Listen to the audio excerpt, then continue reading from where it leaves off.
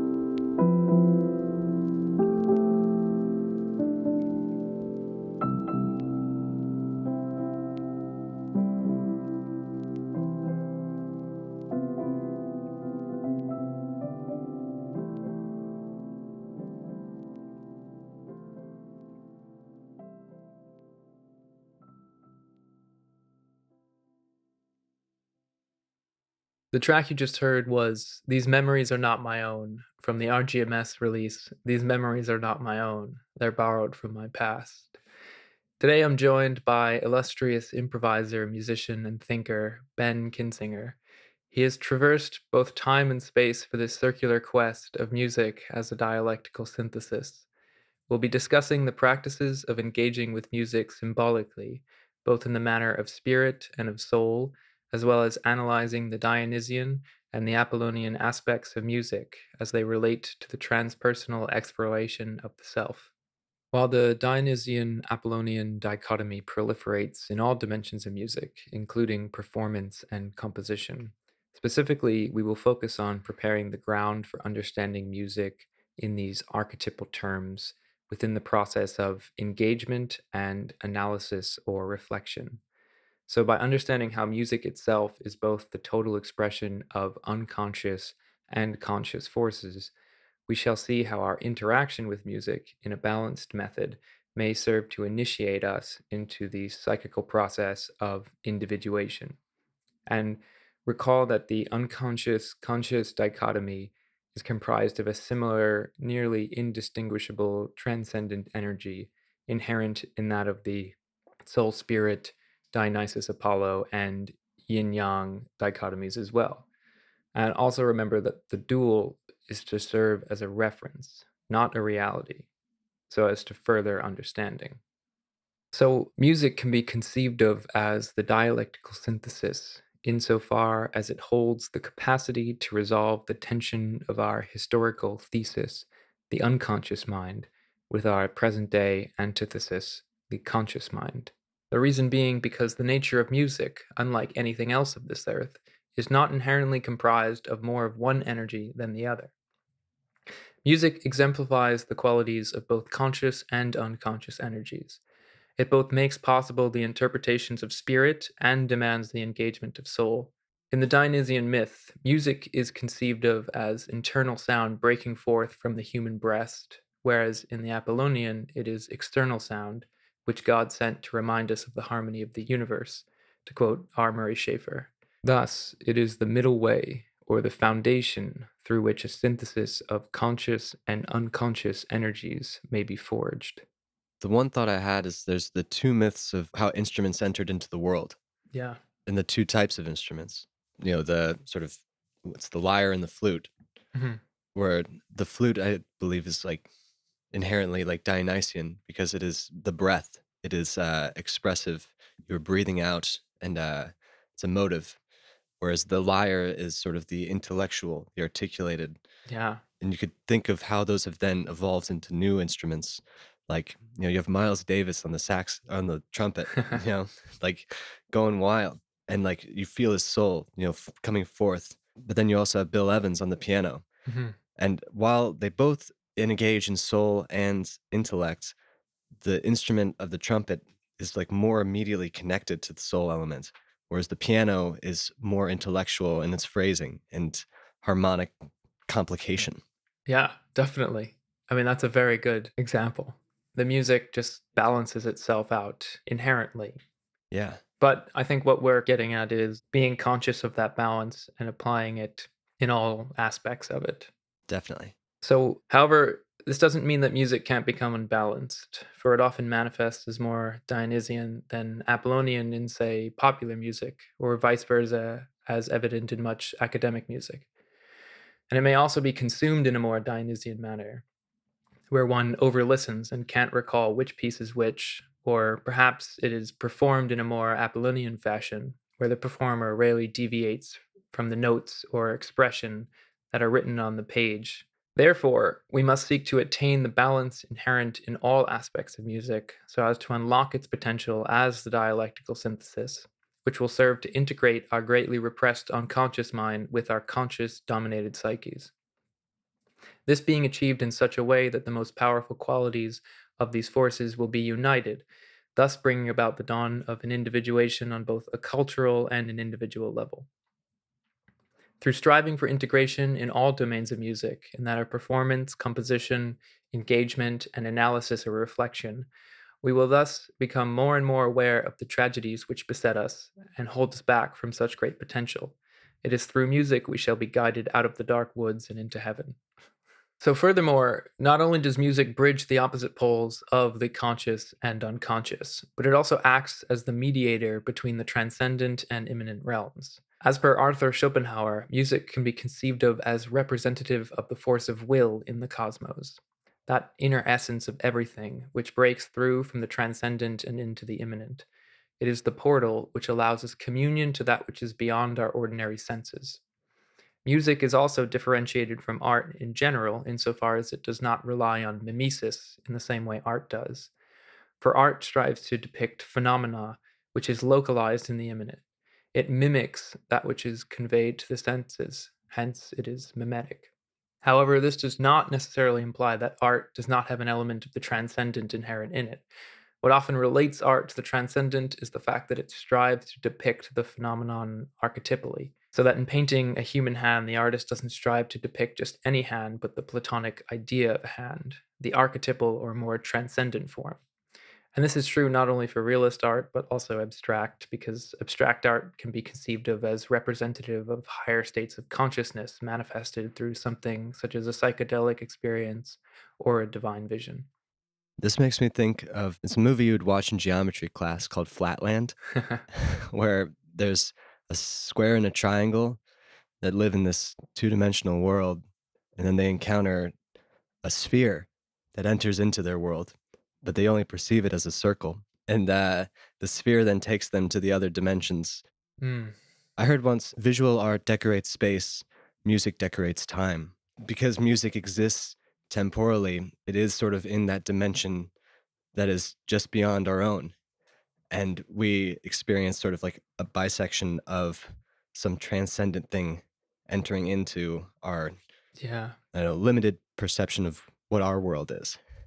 And so I think of like that sphere entering into the flat plane, and we can see the circle, and it's a dynamic sort of, in and out. It's touching on what is actually out there, but it isn't actually, we can't see the wholeness of it.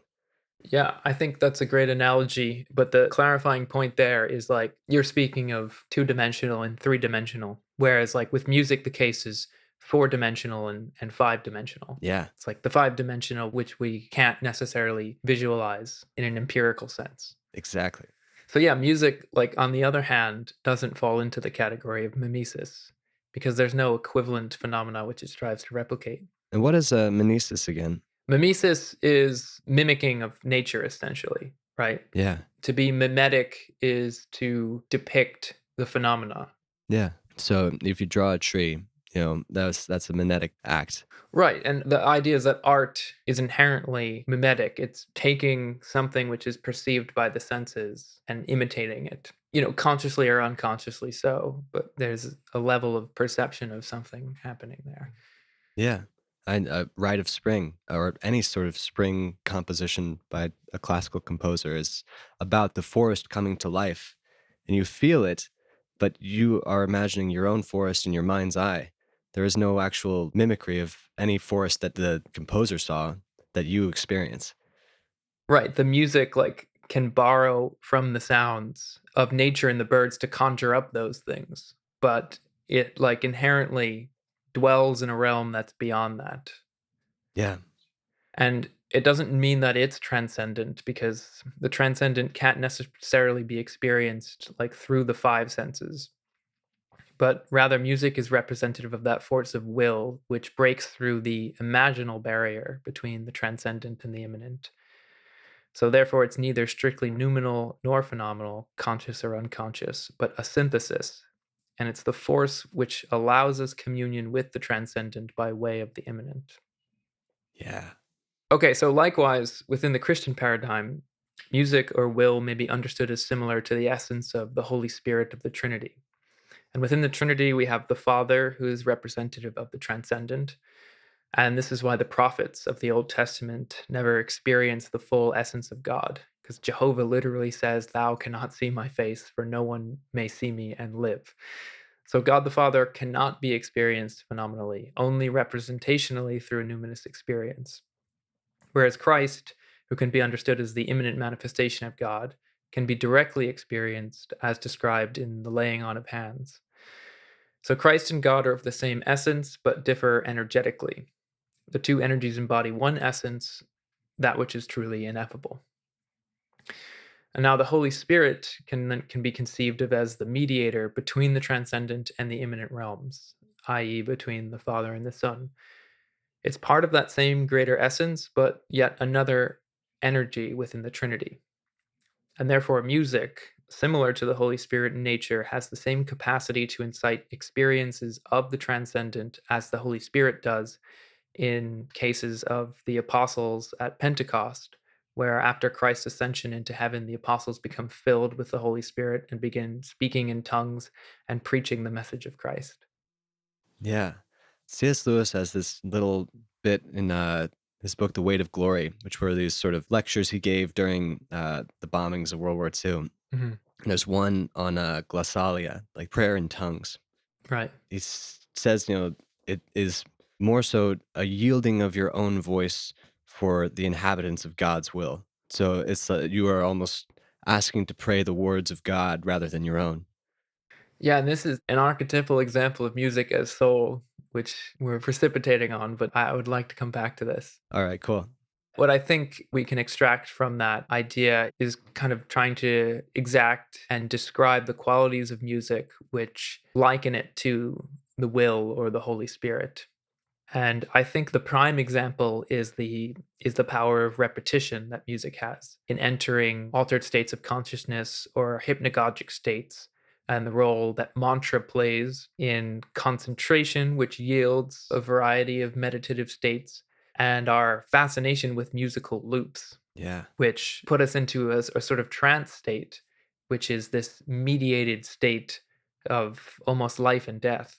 Yeah. Loops, they take you out of your timeline and then they just bring you back into one space. And so you sort of exit time because you're existing in like a little bubble. Yeah, I think this reminds me of the Stanislavski word repetition, if you want to elaborate on that. Yeah, because he would have his actors say a single word, but like, 50 different ways.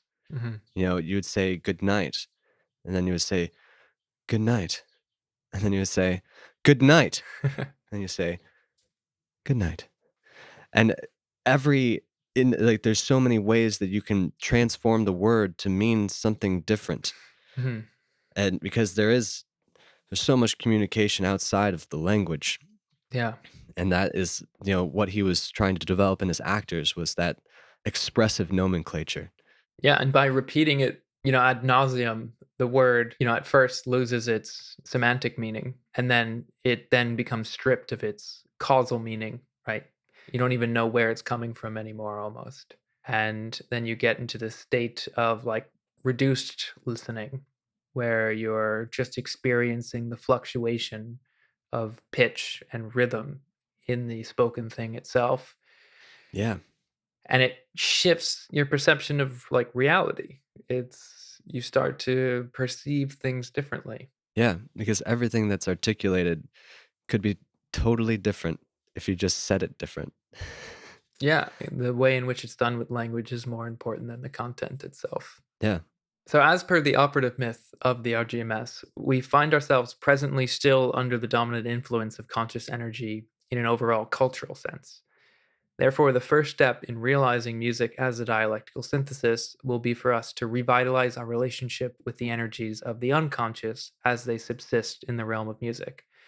And now, this is not to say that collectively or individually we haven't already begun this process, because actually it was ostensibly catalyzed by the counterculture revolution of the 1960s. But the fundamental difference concerns that of the hermetic swing of the pendulum. Because if we want to integrate and make use of the energy of soul or unconscious within music, we must do so in a way in which we are aware of the forces acting upon us, so not to be caught in the polemical swing of the pendulum and succumb to the tragedy inherent in these energies as portrayed in the previous episode concerning the great Greek tragedies. So there is again this adequacy that we need to develop, which serves to lay the ground for experience in reclaiming our empirical capabilities, because soul is the realm of the senses. And then the question is, how is it we then understand engagement with music as soul, unconscious, or Dionysian principles? And I think first we have to understand the house of the unconscious, which is the underworld. And there's a great quote by the Dark Mountain Project: "A culture that has no recourse to the underworld, nor wisdom of its ancestors, is a culture that has no capacity for regeneration." And this project of reclaiming our empirical capabilities is inherently one of regeneration. Yeah. It's like, you have to learn from history only on a whole nother level of the spiritual richness of history. Yes. And, we can extrapolate this out into the realm of parapsychology and say that, the empirical capabilities that we need to reclaim exist in the psychokinetic realm. Yeah. So in this world, like, what is the underworld? What is this unconscious space that we're going to? Yeah, the underworld is itself an archetype. So there has like many different interpretations. And most colloquially, it's the land of the dead, but it's also like the place of dreams, which is inherently the transrational, where time and space don't function normally as they do in waking life. And this is also where intuition is, and psychokinetic abilities reside there in a parapsychological sense. And one can lose oneself or disintegrate into the collective, such as in the Dionysian myth. And it's also where our repressed unconscious is relegated to. So we can sort of understand the underworld as the initiation into engagement with music as soul. And there's a quote by Carl Jung that best sums up this initiation. And he says, "For no tree, it is said, can grow to heaven unless its roots reach down to hell." Yeah. So, right, we have to go down to the proverbial hell, the underworld, to reclaim empirical capabilities in order to then ascend to heaven. Definitely. It's wild, like, it's kind of like becoming a crazy person. It is embracing madness because you're denying, like all of these structures that we've put in place of organizing our conscious mind in order to go into that, I know, swamp Yes. that is, that unconscious. Jung's like collective unconscious. It's a delicate madness, right? Because to be consumed by the madness of soul is to be institutionalized, Yeah. but we have to mediate it with the energy of spirit. And here it's an issue of location, of which energy is allotted to each part of the experience. Yeah. The first question, I think, is how do we get to the underworld? And I think we can again look to the tragic myths so as to become aware of the power of the forces that we're dealing with and traverse our engagement with such forces in music without becoming caught in the myth. And the best myth exemplifies this is the myth of Orpheus. Yes, definitely. Orpheus. Let me lay it out. So Orpheus is a musician. He's a poet. He's an artist, and he's tremendous. Everyone loves him. His work is, renowned across the world. And his story, begins at his wedding. He's met this wonderful girl named Eurydice, and they're madly in love. But on the day of their wedding, Eurydice is bit by a viper on her heel, and she dies. Orpheus is just devastated. His whole world has been taken from him. He decides he has to find her. He has to go to the underworld and retrieve her. And so he makes his way, and he sings his way into the underworld. We know that his moving through his expression is his music. And he goes to Charon, the guide, the guy who rows the river Styx. And Charon is the offspring of darkness and the night. And Orpheus plays his music for him, and Charon takes him along the river Styx. And Orpheus has to pass by Cerberus, the three-headed dog, which the three heads are the past, the present, and the future, and sort of the fear that exists in each of those spaces. And through his music, he lulls Cerberus to sleep. So then he gets to Persephone and Hades, and he sings his song. He sings the sadness that he feels for the loss of his wife. And they're so moved. Even Sisyphus, he's rolling his hill, he stops, he leans on the boulder, takes a listen. And everyone is just about to weep because both the story and the song is so beautiful. So they decide that he can take Eurydice, but on one condition, that he has to walk out of the underworld, which is a huge trek. So it's not a small way, but he can't look back at her. She'll be following behind, and he has to go. And until he's in the realm of air, he cannot look back at Eurydice. And so he goes and he goes and he's climbing, and it's treacherous, and he can't hear her. He doesn't know if she's there or not. And he sees the light of day before him, and why I don't know, but he turns back and looks at her, and she's there, and she's cast back into the underworld to where he can never see her again. And he comes back to the land of the living and sings for death. Yeah, and he gets it. He does get it. A lot of people are like, all right, why did he look back? Why would you do that, you idiot? But I think an almost more pertinent question is, why are you not allowed to look back as you bring out the thing that you sought? And it's sort of, I think, back to that balance between going into the madness and being able to come out. The beauty that he was seeking to bring forth, he can't bring forth in its fullness, but rather only as an awareness of it, that it is behind him. Right. It is this beauty that he knows exists, in the same way that, when a loved one of ours dies, like, you could try to bring them back. But if you try to hold the relationship you had with them in the fullness that it was while they were alive, Mhm. that leads to madness. And you have to sort of treat the death of the people we love as this continuation that their spirit is still with you, but they themselves are not. It is a portion of that beauty that you once had that comes, is just sort of following behind. Mhm. Yeah, I think in the same way, is that you can't look upon the face of God, Yeah, the transcendent. You can't look back, because then you know, Orpheus does end up dying, but you can't have both, right? yeah, You need just a bit of each. totally. Because, the square, when he goes into the third dimension, you can't bring the third dimension back with him. Right. Yes. You know, he can only bring back the circle of the sphere, if anything.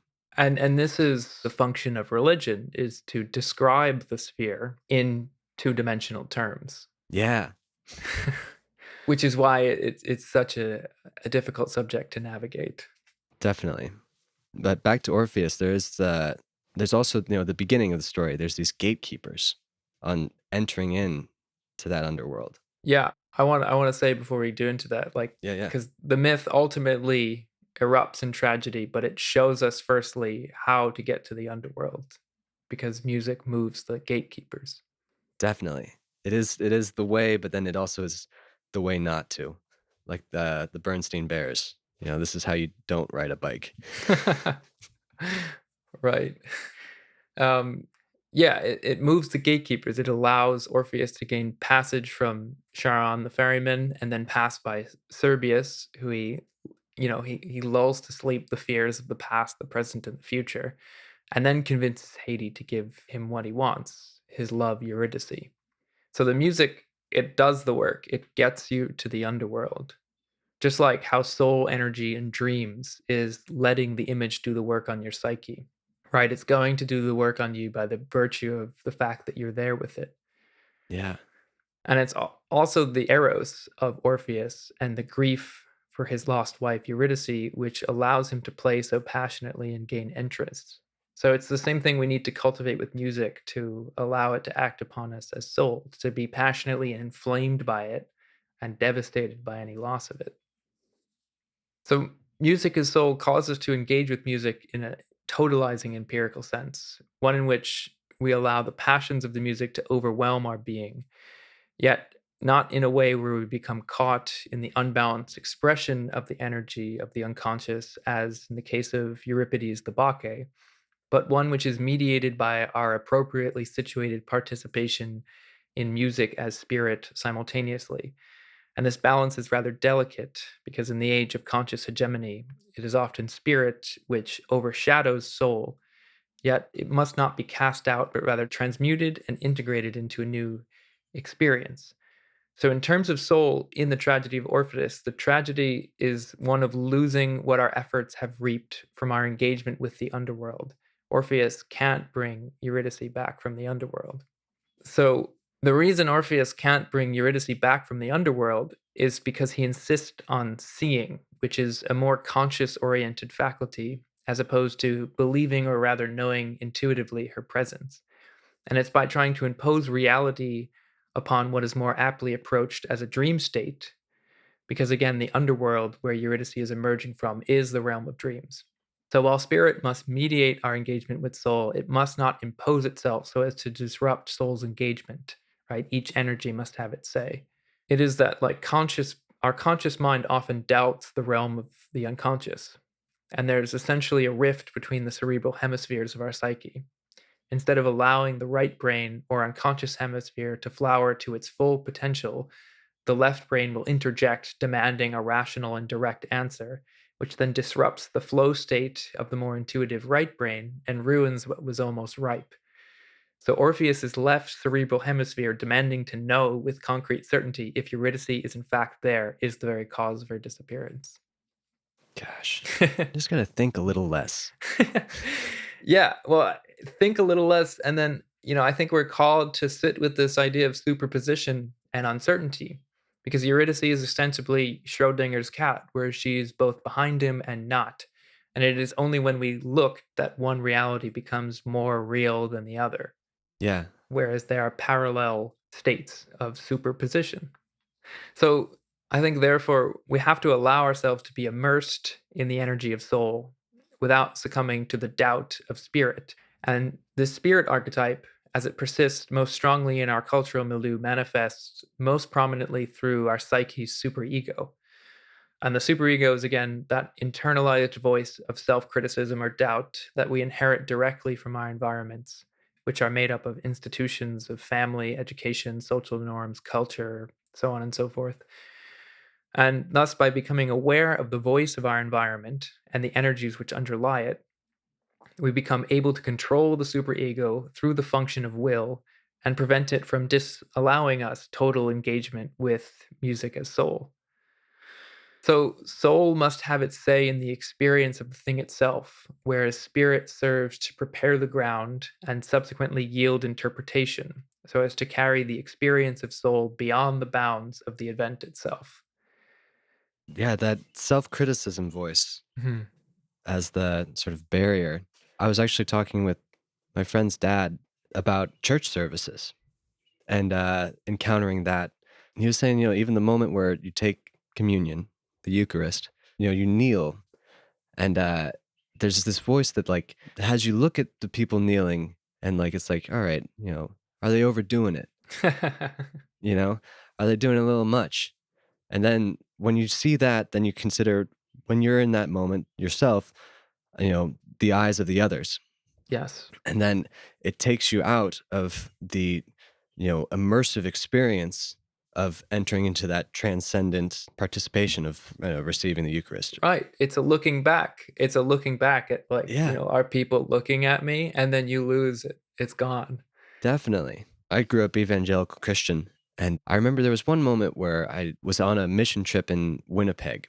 We were at this sort of more Pentecostal church, and we were singing worship songs and things. I felt this sort of voice that I should like raise my hands in worship, and it felt I was like, I don't even like the people that do that. Like it's weird. Like it looks like they're trying too hard. Oh, yeah. And I think because I had that thought of these are the tryhards, Mhm. that I had to confront that and then, participate in the thing that I demonized myself. And so I did, and I just kind of like raised my hands and was singing. And the spirit kind of came over me. I began just weeping Yeah. and was just like, overtaken with beauty. And it was a breaking through of a breaking of that intellectual barrier for the sake of the soul's inhabitants. Yeah. I think having that thought about the tryhards, it does serve a function. In one way, it's calling you to meet resistance and power through that resistance. But in the other way, it's that voice which tells you to be wary about the dangers of soul, Yeah, of just throwing yourself in haphazardly. definitely. And what we have to do is bring it under the force of will so that we know when it's doing something that's right, that's serving us, or it's doing something that's against us. Because in interrupting transcendent experience, it's working against us. But in pulling back from psychedelic episodes, it might be working for us. Yeah, because you can't be tripping all the time. Like Yes. it's beautiful to go into that space, but it is for the sake of coming back. You go to the underworld because you come back and you bring something with you. Yes. And then you have that behind you as you live in this more articulated world. Yes, and you don't look back. Orpheus can't go back to the underworld. So I think Orpheus failing to bring Eurydice from the depths of the underworld back into the realm of the living is the same perennial quandary apparent with the experience of meaning in music. Yeah. And this is like where we have a profound experience of music, which imparts a sense of ineffable meaning to us. But then after some time, that clarity or exalted mental state, which resulted by virtue of our engagement with the music, then begins to wane until it eventually becomes trapped or relegated as a past experience in time, persisting only as a memory. Whereas what we desire is to bring that clarity with us perpetually into the present, so as to continually operate from our higher selves. And for Orpheus, Eurydice is that clarity. So soul is then the quality which allows us to have such an experience, and spirit is that which enables us to carry it beyond the realm of the past. So, like you said about going back to the experience, is like, yes, you have to go back sometimes because you haven't yet built the scaffolding of spirit, which allows you to access that experience at will, right? Yeah. Just like the role of psychedelics, is to force you into this transcendent sort of altered state of consciousness, but you come out of it with heuristics and tools so that you can move in and out of that at will. But sometimes you need a little bit of a hand. You have to use something which pushes yourself back into it. But the danger is, again, not developing a tool that allows you to move in and out of will, and then you just begin relying on the substance to put you in that state without developing the tools to dialogue with it. Yeah. But I think before we get into music as spirit, we have to firstly discuss how music inherently embodies the archetypal qualities of soul or the unconscious.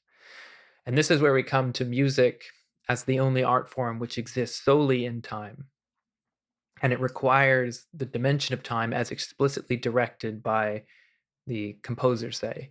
And we can conceive of the fundamental particle of music as time. And time is inherently a quality of soul, whereas spirit, on the other hand, is an immediate or vertical beyond time. Mm-hmm. So music is different from the drama and the dream image, because whereas the image may be recalled instantaneously for however long one chooses, or the drama could be recalled scene by scene in a condensed form, music, on the other hand, cannot be condensed, because to do so would make it not music. The effect that music has is by virtue of the fact that you spend the time with it. So it's demanding of soul. Yeah. And another point which couches music in the realm of soul is that, unlike, poetry or any other art, it has a limitless bandwidth of vertical complexity, wherein one can still experience it in its totality and process it coherently. So this is the phenomena you have with orchestra, where you have, 32 violins in a string section, and you can process that cognitively. And that sheer number of elements operating at the same time necessitates revisitation. It demands soul, which is contemplation. Because while you can process it, you can't cognitively identify what's going on in first exposure. Yeah. So you have to continuously expose yourself to it and develop a relationship to find all of the idiosyncrasies. Yeah. I imagine, like listening to 32 people speaking. Yeah. And then that's the beauty of the orchestration is it is orchestrated that you can hear 32 voices simultaneously. And that like just puts you into that state of rapture. Cause it's like, wow, that's a lot. I love hearing like huge choirs, where it's like so many voices, singing the same thing, but with different harmonic elements. But like it's so powerful because you are hearing like 100 people at one time and it's all together. That's crazy. Yeah. This is the wonderful thing about, having scores and being able to read a score is if you have a piece like that and you look at the score and you see all of a sudden a line that you hadn't heard before, Mm. and it's moving around the whole choir very delicately. And perhaps it's there's an interesting technique in composition called an isorhythmic, where the line in the tenor voice is like slightly offset. Hmm. And so each time it reemerges in the context of like a repeated thing, it's like slightly different. And it continues until it overlaps and it's back in its original position. That's cool. And that's something you can't pick up on, upon first listening, right? You have to continuously engage with it in that dimension of time in order to hear it. Yeah. And I love I guess like little sneaky things, Yes. but they have an effect also on like the very quality of the music.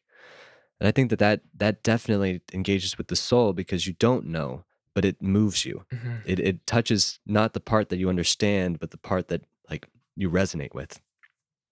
So, the soul form of engagement is that wherein we allow the temporal and totalizing dimension of music to envelop our being. It's wherein we become full participants with the sonic world via an unwavering engagement. Our internal time becomes inextricably linked with time as dealt with in the music. It's like the Maenad's possession by the power of Dionysus, which, as seen in Euripides' The Bacchae, must be mediated by the Apollonian principle so as not to become tragically Dionysian. Yet, an understanding of how to enter into this state is absolutely critical. So, the first step in this form of engagement requires a willingness and consent to become participants with the phenomena. One has to fly with the music and let it take you where it will. This form of participation is beyond a merely consumptive form, insofar as it has little to do with the idea of taste and requires a giving over of oneself to the music, rather than trying to extract what you can from the music. Essentially, we must, like Orpheus, trust that the power of music will lead us to our lost love or to the underworld. Then, once in the underworld, we can begin our journey up to heaven. So, another form of soul oriented participation with music is through the cultivation of ritual engagement. And this kind of engagement, however, requires a level of spirit oriented thinking in order to set the ritual into place. But once it has been decided upon and rehearsed, it offers a soul form of participation which is beyond the sheer mental realm. Because with ritual, a dimension of the physical is generally required to carry out tasks or movements. And these tasks, movements, or setting specifications, which are paired, informed, or derived from the experience of the music itself, create a deeper layer through which one may experience the ineffable nature of music. It is yet another modality or language of participation which allows the totality of the self to be subsumed by the experience without the abstraction or literalism of the left brain or conscious spirit energy. Yeah. And if you think of like where music came out of, it was always communal. It used to be, you had to have someone playing the music.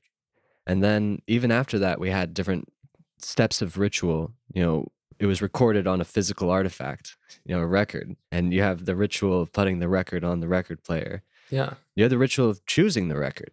It's like I'm going to participate in this one. And then you put it on. right. It's really about revitalizing the conscious and consenting participation and then dreaming up new ways to participate in, the modalities which have deprived us of certain forms of participation. Yeah. And it sucks that I feel like we get inundated with music, which throws us out of that, I don't know, posture of attention. There's music in every freaking grocery store, Yeah. you know, like it's everywhere. And so then you like treat it as just background noise, but really like it holds so much wealth inside of it. And like if you have that attentive posture, like there's a richness to be had. Right. Soul engagement is immersing yourself in the potential of that. So, these soul forms of engagement are found to be most prominent in the field of music therapy. And they also have their equivalents in psychotherapy, a parallel which musicologist Jocelyn Godwin explores at length in Harmonies of Heaven and Earth. Essentially, there are methods which we often adopt unknowingly and intuitively because they deepen our relationship with music and have benefits for our overall well being. However, it is by becoming aware of the methods and the energies which underlie them that we can develop more intentional and nuanced approaches to experience and thus cultivate an ever increasing intimate relationship with the listening experience. And it is through this deeply intimate listening experience where we shall come to find out more about ourselves. not only in an individual sense, but also on a transpersonal level. And this is where engagement with music as soul ends and reflection with music as spirit begins.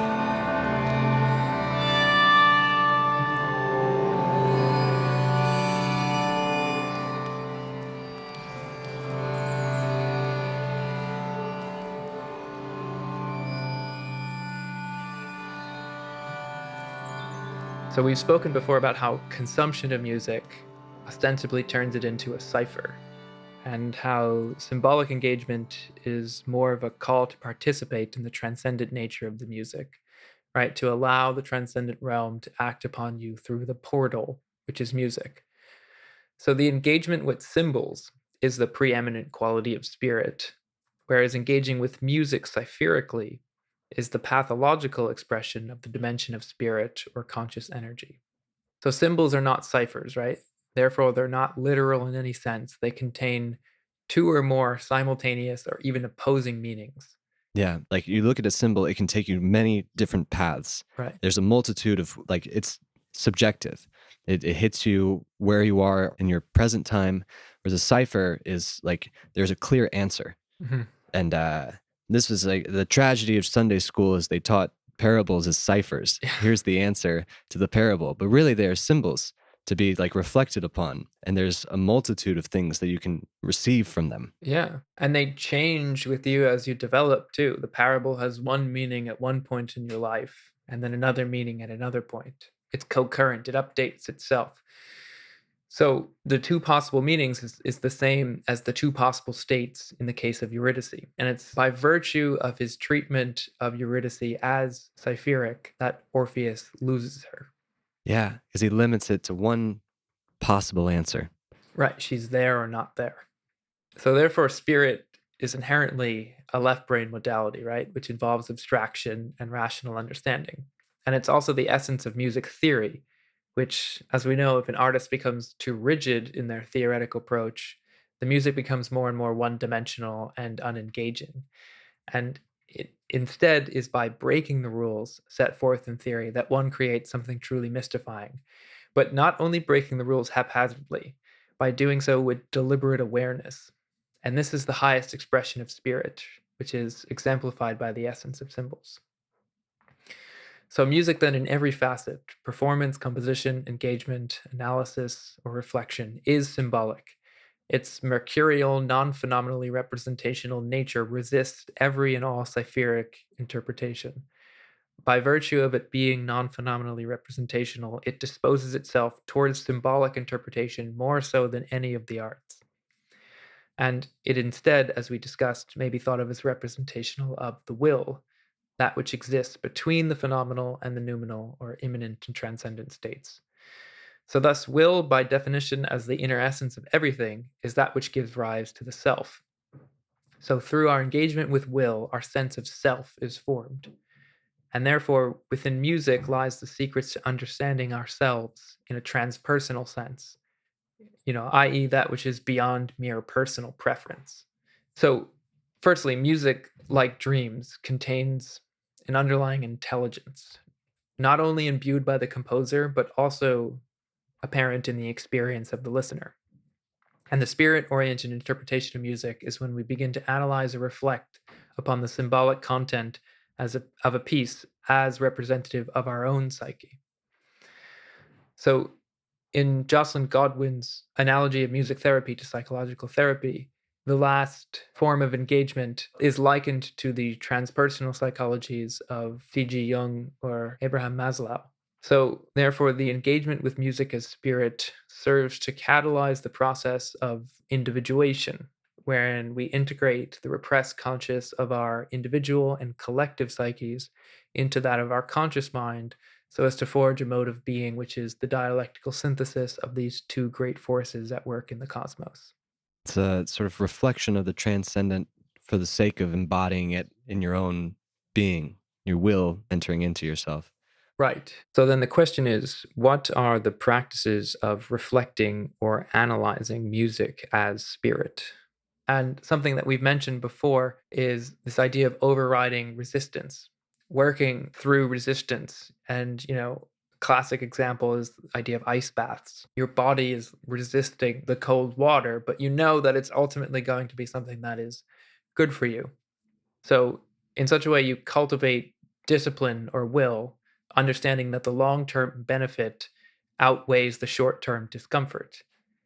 And this also relates to engaging with the shadow, which is the process of eliminating an emphasis on personal taste, because you're shifting the perspective of the personal preference to that of the transpersonal. Yeah, because the shadow sort of is the things that we repress because they don't fit into the societal expectations that we exist in. Mhm. Or it could happen, like just you're growing up and there are certain things that your family dislikes and you adopt that and then later have to sort of confront it. Right. In the same way, in the allopathic method, you create your identity based off external stimuli, and then your totality of your being is based off your personal taste. You haven't really engaged the transpersonal. So, in order to engage the transpersonal, in order to engage music as spirit, you first have to transgress the bounds of the personal, which the shadow, presents to you. It shows you where your personal preferences lie. And these are things that hold you back from the whole of experience. So once you've engaged the shadow, the next step in cultivating engagement with music of spirit is this sublimation of the ego, which serves to again shift perspective to transpersonal. And the ego in the West, we have this persistent issue of projecting onto symbols by examining the individual composer or performer, and it masks the meaning and transpersonal exploration of the self, because we say, oh, this composer did this because this happened in their life, and that's like why they created this, and it's hinting towards that, and that may well be the case, but you've trapped it in this realm of the ego, Yeah. where I think we need to revitalize the Greek sense of muse and genius. Yeah. I mean, genius was something that was outside of the person. It was not tied to your ego. It was rather this thing that you would call upon in this realm that the ideas come from. And so I find, like, especially in this day and age, a lot of creative people, like, their person is so attached to their work, which can be detrimental because the work should be transcendent of the artist. They are simply the vessel through which some divine message comes forth. Yeah. And the Greeks didn't hold, the artists accountable for the work. It wasn't their work to begin with because it came from their genius, which isn't of them. It is outside of them. And I think the equivalent of this, in the 20th century is Roland Barthes' quote, "The birth of the reader must be at the cost of the death of the author." So, in a way, RGMS tries to fulfill this by having this pseudo anonymity, where if you want to know the artist, you have to do a bit of work. But this abdication of the ego lends itself towards potential transpersonal. And I find this problem persistent when I see a new album from an artist. I have this whole set of expectations and understanding of that person as an individual. which can often get in the way of engaging with it symbolically, because I get caught up in the imminent details of, what this person is doing in a psychological level. Yeah. And we're perpetually categorizing things because that's how we make sense of the world around us. But and that's like the beauty of psychedelics is it breaks down your categories, and you experience the world as a child. And it makes sense that we think that children are closer to God because they haven't yet named everything, and everything is experienced for the phenomena that it is, which is this. And then that's it. There's no, I don't know, determined way of experiencing. Right, and this is, again, the hegemony of conscious or spirit when you're listening to something and you find yourself trying to classify the genre that it's in. You've taken yourself out of the experience, right? You've looked back and, exited the realm of soul. So there's this very deliberate place where spirit interpretation needs to function, and that is before in creating the ground and after in the interpretation. So this engagement with music as spirit takes place at the level of reflection or analysis. Having allowed ourselves to be gripped by the totality of experience inherent in the music, we may then begin to interpret symbolically the nature of what we experienced. It serves as the balancing agent to the soul forms of engagement. But the spirit approach itself must not overshadow the soul participation, nor must it interpret the experience dogmatically so that A always equals B, for to do so would make it unbalanced and literal, which, as seen in Sophocles' Oedipus Rex, yields tragedy much akin to Euripides' The Bacchae. So what does symbolic interpretation look like? Yeah. So the role as the artist is to incite the question as it is to the listener to ask what's going on here. And the four layers of that question which occur after the engagement with the thing is, firstly, what is the artist doing? And this is in terms of technical and process analysis. This is where music theory resides. And this is where it's really great to have an artist perspective of what it is they're doing, but also on a personal level to go into and try to discover technically what is happening here, because it incites an engagement that is beyond the personal. Yeah, because technique is not tied to any person. It can be reached by any person. It's great to see a killer solo, even more so when you also play guitar, because you have an understanding of the work that goes in to get to that place. And also, like, if it's wild, it's like, how did you think of that? How did you get there? Yeah, right. That's what makes music perpetually exciting, is somebody brings something, different to the table. Yeah. So the next level of this beyond technical reflections is the question is, what can I, the listener or artist, understand about my own psyche in reflecting on the ideas present in this work of music? And this is an intrapsychic symbolic analysis. This is the dream analysis, which can also manifest in a cultural level. And it's quite different than programmatic music, like the likes of Berlioz's Symphonie Fantastique, which has a whole accompanying story about traveling, into the depths of hell. But the problem is that potentially staticizes the symbol of the music because it's not explicitly explained as intrapsychic. So then you, the listener, start to try to interpret it as this way. And then everyone who listens to it, and so on and so forth. Yeah. In the same way that we can look at this myth of Orpheus and extract these, psychological elements. It wasn't even, they didn't have the terms we have now, but the truth within it still existed. Yeah, exactly. So an example of this form of symbolic or dream analysis is, briefly outlined in my analysis of the track from the album Meditation Objects, Supplements, and Sequences. And the first track, On the Invisible Lips of the Dark, in response to composing this, what I take from it is that more and more I see the music that I make as being a mirror for the ideas which have not yet to come to light in my own psyche. And so the thematic essence of the music seems to precede the articulation of the concepts my thought patterns are orbiting around.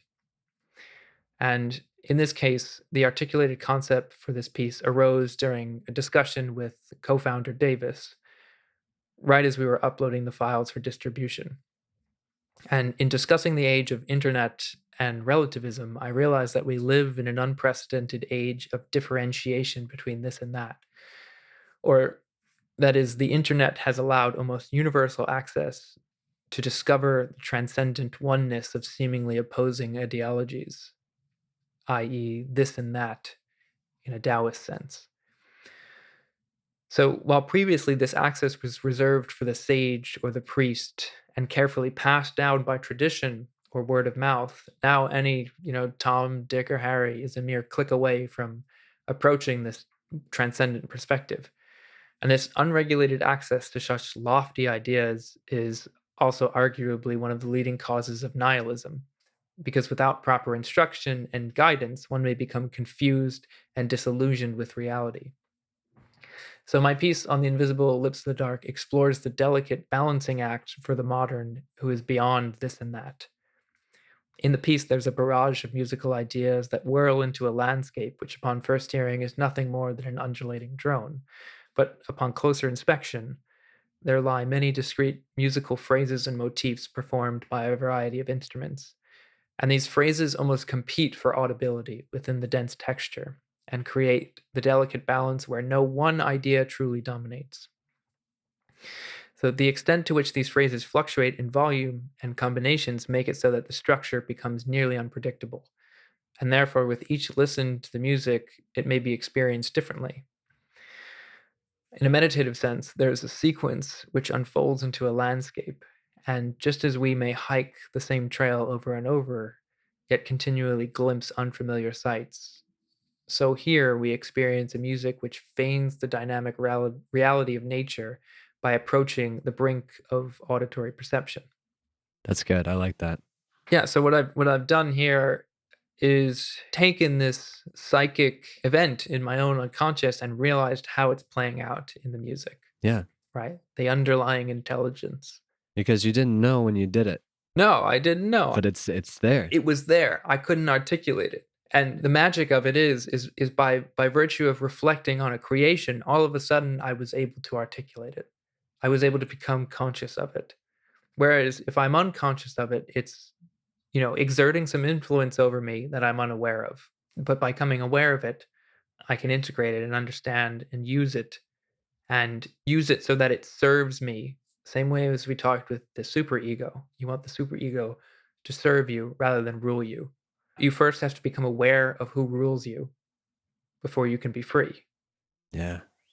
So, continuing on with this, the next question beckoned in the perspective of music as spirit is asking, what does the artist or others say about their understanding as the music so as to create a reference and a dialogue with your own interpretation?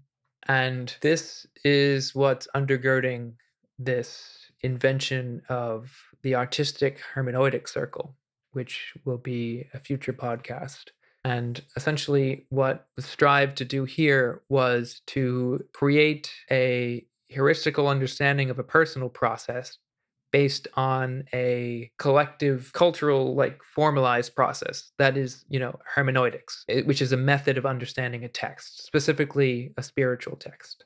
So it's grafting that understanding in a symbolic sense onto some external or collective structure so as to see how the two are interacting and creating the dialogue between them. And in another sense, it could be perhaps, Ben, your interpretation of that Moss track, which I, take into dialogue with my interpretation. And that dialogue creates a third meaning, right? Yeah. Perhaps you completely undermine my interpretation and I have to deal with it and see what comes, out on the other side of that, clashing of interpretations. Definitely. And then lastly is the question, how can we come to understand the active and principal archetypes present in the collective, which inform the music being created.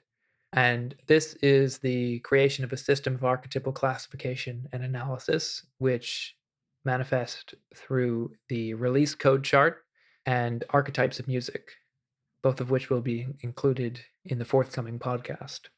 And briefly, the release code chart is the sort of exoteric side to the archetypal classification, which strives to identify the trends of what's happening within the collective of the RGMS.